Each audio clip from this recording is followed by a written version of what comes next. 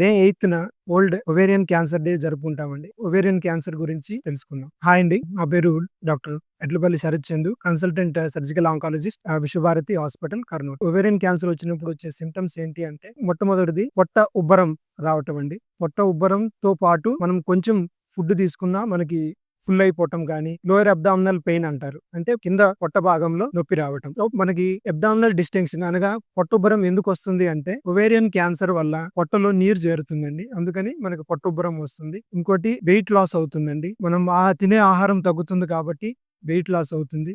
ఇంకోటి మనకి అండాశయం నుంచి గడ్డ పెద్దదైనప్పుడు కూడా మనకి పొట్టుబ్బరం వస్తుంది.